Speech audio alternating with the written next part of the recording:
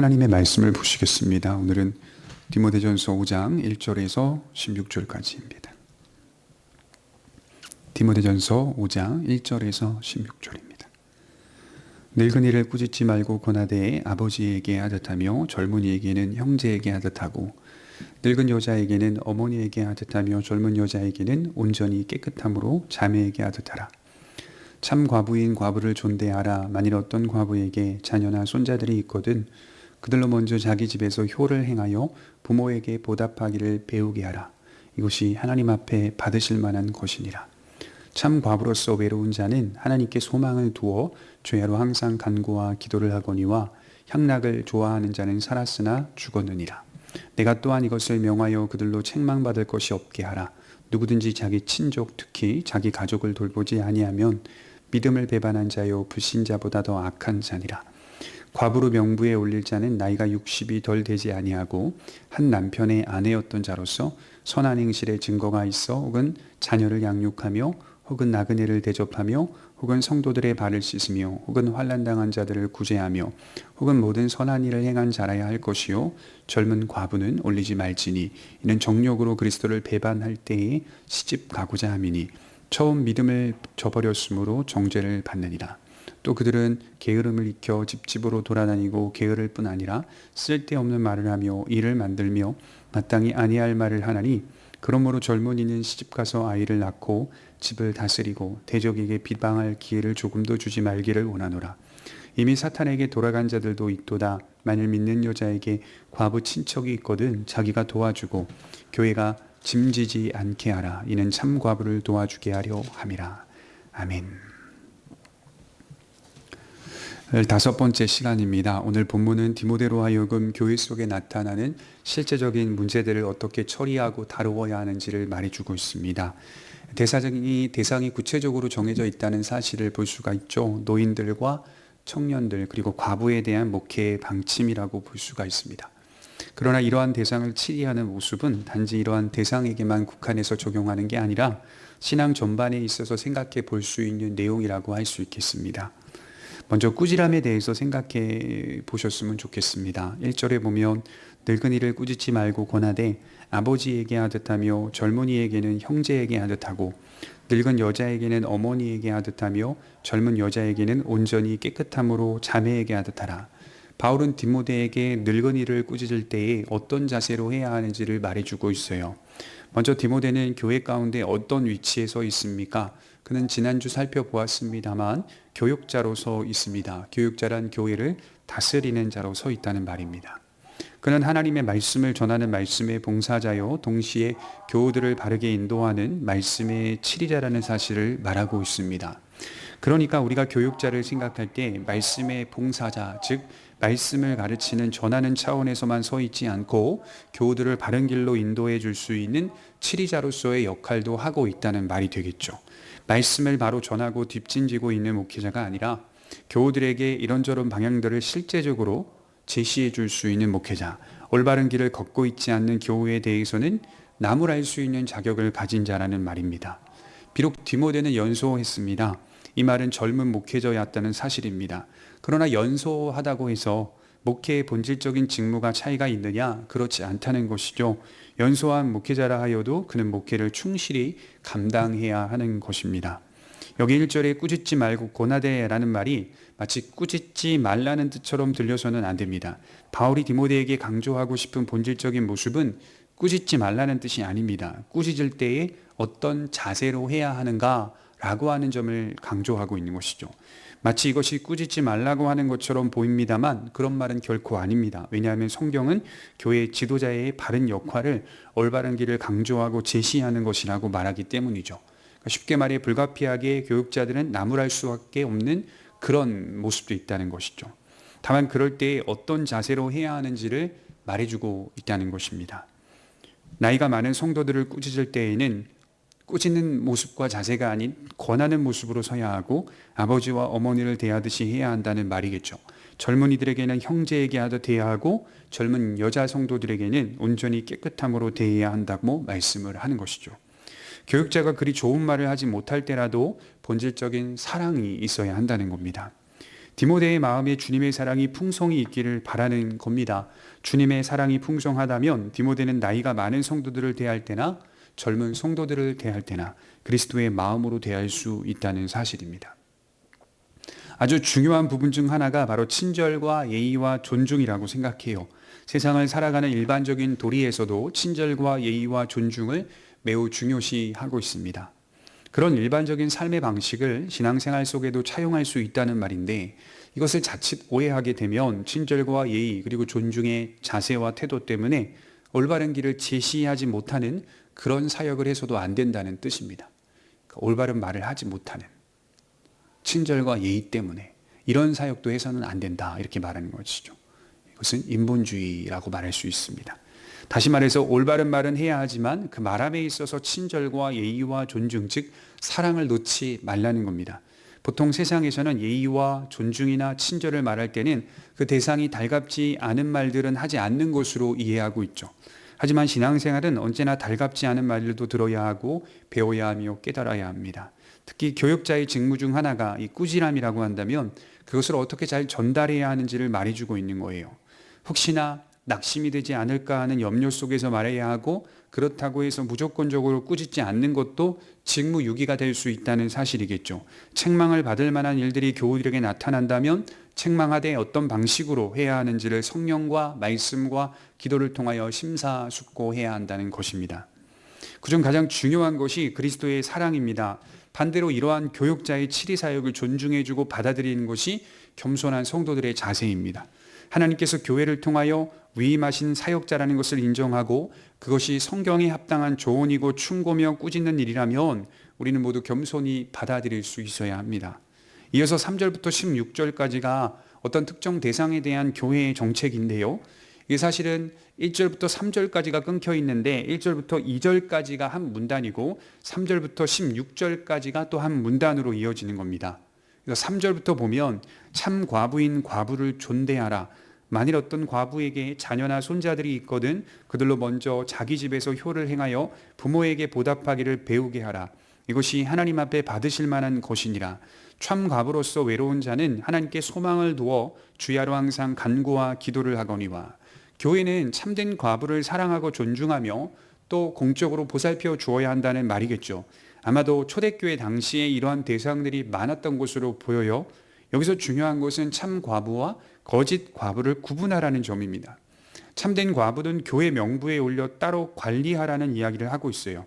그래서 9절에 보면 과부로 명부에 올릴 자는 나이가 60이 덜 되지 아니하고 한 남편의 아내였던 자로서. 참 과부는 어떤 사람입니까? 하나님께 소망을 두고 주야로 항상 기도하는 자라고 표현하고 있어요. 그렇습니다. 참 과부는 그야말로 신실한 성도를 뜻합니다. 또한 명부에 올릴 참 과부는 어떤 특징을 지녀야 하냐면 10절에 보면 선한 행실의 증거가 있어 혹은 자녀를 양육하며 혹은 나그네를 대접하며 혹은 성도들의 발을 씻으며 혹은 환난당한 자들을 구제하며 혹은 모든 선한 일을 행한 자라야 할 것이요. 자, 과부이기 전에, 그가 과부가 되기 전에 어떤 신앙의 본을 보였는지를 보라는 거예요. 신실한 믿음이었는가 아니었는가 잘 판단해 보라는 거예요. 나그네를 대접했는가, 성도들을 섬겼는가, 환난당한 자들을 구제했는가, 선한 일을 행하였는가. 왜 이렇게 구체적으로 기록했는가 보면 교회가 정책적으로 과부를 공적으로 도와주기 위해서였습니다. 공적으로 돕기 위한 영적 심사를 하고 있는 거예요. 그냥 도와주는 게 아니라요. 그 과부의 신실한 신앙이 있었는가를 잘 판단해 보라는, 그리고 교회는 그 과부를 돕는 겁니다. 왜 이런 방식을 채택하고 있냐면 교회가 하나님 나라거든요. 하나님의 복음과 거룩을 드러내는 나라이고 믿음의 공동체를 든든하게 세워가는 나라이기 때문에 교회는 이 일이 우선이라고 하는 사실을 분명히 강조하고 있는 겁니다. 이러한 것들이 소명돼야 도울 수 있다는 사실이에요. 초대교회 당시에는 과부가 되면 생활을 하는데 매우 제한적이고 어려웠습니다. 초대교회는 고대 시대였기 때문이죠. 그러니 교회는 이들을 보살피고 돌보아야 한다는 말입니다. 그런데 이러한 방향에도 먼저 순서가 있어요. 4절에 보면 과부의 집에 자녀나 손자가 있다면 먼저 그들을 통하여 보살핌을 받으라고 권면하고 있어요. 그렇게 하는 것이 하나님의 질서이고 하나님께서 마땅히 받으실 만한 것입니다. 이렇게 말하고 있어요. 4절을 보면 만일 어떤 과부에게 자녀나 손자들이 있거든 그들로 먼저 자기 집에서 효를 행하여 부모에게 보답하기를 배우게 하라. 이것이 하나님 앞에 받으실 만한 것이니라. 남자든 여자든 과부 가운데서 자녀들이 있다면 또 손자들이 있다면 그들은 먼저 부모님을 살펴야 합니다. 교회가 공적으로 도와주기 전에 자녀들이 먼저 부모님을 살펴야 합니다. 그것이 바람직한 순서요 절차라는 사실입니다. 8절에 아주 중요한 말씀을 하고 있죠. 누구든지 자기 친족 특히 자기 가족을 돌보지 아니하면 믿음을 배반한 자요 불신자보다 더 악한 자니라. 자기 가족을 돌보지 않는 것은 불신자보다 더 악한 것이라고 말씀을 하고 있어요. 이것은 어떤 의미일까요? 조금 깊이 생각해 볼 필요가 있어요. 예를 들자면 예수님의 제자들을 생각해 봅시다. 부모를 버리고 직업을 버리고 주님을 따랐습니다. 어떻게 보면 자기 가족을 돌보지 않았다고 할 수 있을 겁니다. 이러한 경우들은 특수한 경우죠. 주님의 사역을 위하여 모든 것을 버리고 그 사역에만 전념하는 사람들을 의미합니다. 여기에 이 본문에서 적용되는 대상은 아니에요. 하나님의 사역을 위해 모든 것을 버리고 주를 위해 헌신하는 사람들은 이 본문의 대상이 아니라고요. 적용 대상이 아니라고요. 여기서 말하는 대상은 지금 부모님이 과부이고 또 자식들이 삶을 살아가는데 여유가 있습니다. 또 여유가 없더라도 평범하게 살고 있는 형편입니다. 그런 형편 속에서도 과부인 부모를 보살피지 않는 것을 말하고 있는 주제인 거예요. 그러니 어떤 사역자에 해당되는 말씀은 아닙니다. 일반적으로 자녀들이 있는 과부는 먼저 그들의 도움을 받아야 한다는 논리예요. 개중에 그런 자녀들이 있습니다. 본인들은 어느 정도 살고 있는데 과부가 된 부모님을 보살피지 않는 경우 옳지 않은 모습이라고 성경은 말해요. 그 속 사정이 어떠한지는 알 수 없으나 성경은 일반적인 원리와 기준을 가르치고 있는 거예요. 그래서 우리가 잊지 말아야 할 것은 우리가 사는 삶의 순리를 성경이 부인하지 않고 삶의 관계도 성경이 부인하지 않는다는 것입니다. 이어서 명부에 올리지 말아야 할 과부에 대해서 또 말해주고 있어요. 11절에 보면 젊은 과부는 올리지 말지니 이는 정욕으로 그리스도를 배반할 때에 시집가고자 하미니 처음 믿음을 저버렸으므로 정죄를 받느니라. 또 그들은 게으름을 익혀 집집으로 돌아다니고 게으를 뿐 아니라 쓸데없는 말을 하며 이를 만들며 마땅히 아니할 말을 하나니. 젊은 과부는 명부에 올려서는 안 된다. 명부에 올린다는 말은 그들을 공적으로 보살펴 주어서는 안 된다, 이 말을 하는 거예요. 그런데 이게 다 해당되는 게 아니라요. 말씀을 자세히 읽어보면 연구해 보면 젊은 과부 중에서 특정 대상을 의미하는 것이죠. 신실한 믿음에 서 있지 않은 과부들, 그 사람들을 명부에 올려서는 안 된다. 나이가 어린데 과부가 된 사람이 있습니다. 이런 경우 중에서 어떤 경우였냐면 그리스도를 배반하면서까지 시집가고 장가가는 경우가 있었다는 거예요. 나아가 젊은 과부들 중에서 자신들이 볼 때 좋은 남자가 나타나면 믿음과 상관없이 시집가 버리는 경우, 믿음의 사람을 만나 다시 건전한 가정을 세우기보다 그들의 정욕에 따라 혼인하는 일이 있었던 것으로 보입니다. 신앙을 버리면서까지 주님을 부인하면서까지 시집가는 일에 집착하는 모습이 있었다는 거예요. 아마도 현실 생활의 염려 때문일 수도 있고 욕심 때문일 수도 있습니다. 이런 젊은 여성의 과부의 특징은 게으름이 있었고 말에 대한 실수가 있었고 말을 옮기는 행위가 있었고 집집마다 이웃들에게 해를 끼치는 존재였다는 겁니다. 이런 젊은 과부들은 명부에 올려서는 안 된다. 교회는 이들을 보살펴 줄 책임이 없다는 겁니다. 굉장히 냉정한 것 같지만 사실은 구체적인 행정 지침을 말하면서 교회의 본질이 무엇인가, 무엇과 관련이 있는지를 강조하고 있는 거예요. 교회는 사랑을 바탕으로 하지만 그 사랑은 엄연한 질서와 구분과 구별이 있는 사랑이라는 뜻입니다. 그래서 교회의 정책은 거룩하신 하나님의 뜻과 구속하신 예수 그리스도의 복음을 잘 드러내는데, 거룩과 순결을 잘 드러내는 데 사용되어야 한다는 것이죠. 모든 것이 복음과 결부되어 있으니 사람들의 모임 정도로 생각하지 말라. 모든 것을 신앙과 결부지어 생각하라는 겁니다.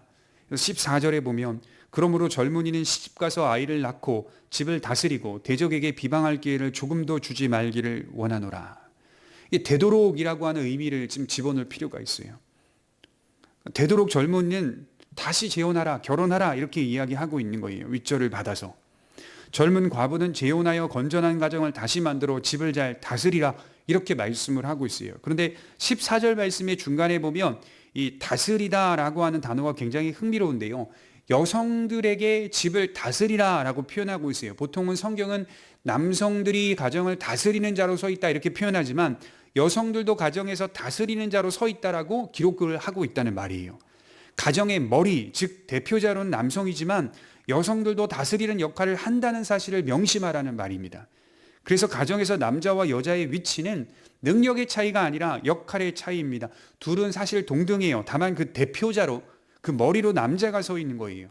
본질적인 사역에 있어서는 남자나 여자나 가정을 다스리는 동등한 사역을 하는 겁니다. 그래서 여성들이 이슬람교와 같이 소극적으로 서 있는 것도 바람직한 것은 아니에요.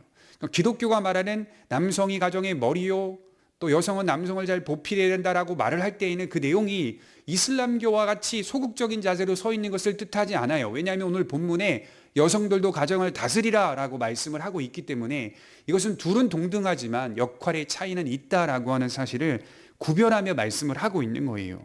그래서 여성들도 가정에서 소극적인 자세와 태도로 서 있어서는 안 됩니다. 적극적이되 남편을 머리로 이해하면서 남편과 함께 가정을 다스리는 일에 충성하라 이렇게 말씀을 하는 겁니다.